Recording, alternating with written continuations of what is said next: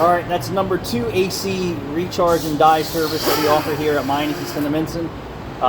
The most important part of what people miss at home is not really knowing what's wrong with the system when they buy a DIY can at the parts store, AutoZone or Advance. Now, the most important part of what we do here is identifying what's wrong. So if the system's empty, we need to gas it up and find out what's wrong with it.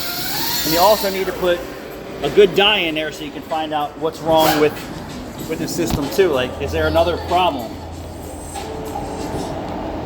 There you go.